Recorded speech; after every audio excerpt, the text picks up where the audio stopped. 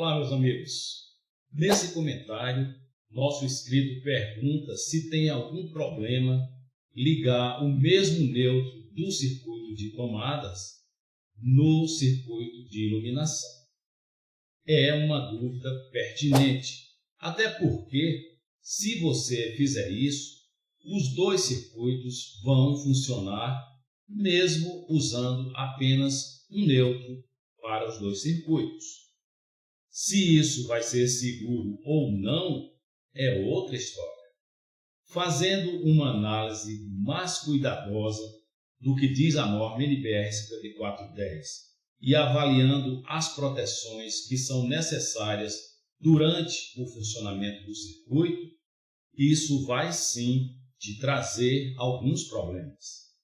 Primeiro, você vai estar em desacordo com a norma NBR 5410.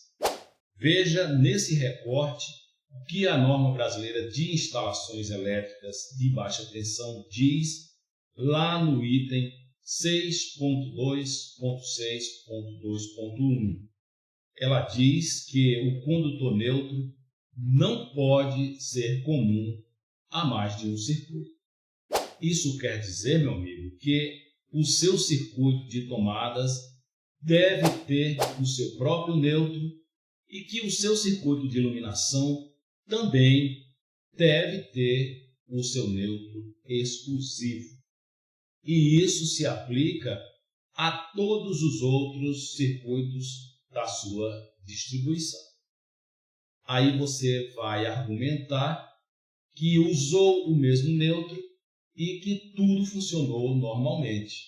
E isso é verdade, vai funcionar sim. Mas aí vem o segundo problema. Desde 1997, a norma obriga o uso dos dispositivos DR para proteção contra choques elétricos. Quando você instala um dispositivo diferencial residual para fazer a proteção do seu circuito elétrico, ele compara a corrente que circula por ele em toda a extensão do circuito.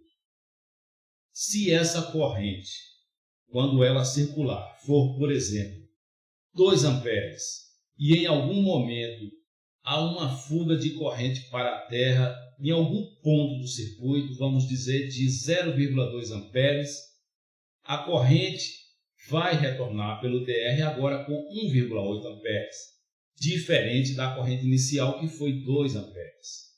O dispositivo DR vai sentir essa diferença e vai atuar imediatamente. E essas fugas, elas podem ocorrer por toques acidentais nas partes energizadas do seu circuito elétrico, por defeitos em equipamentos ou ainda por falhas no isolamento dos condutores. Agora você vai entender tecnicamente por que não pode usar o mesmo neutro.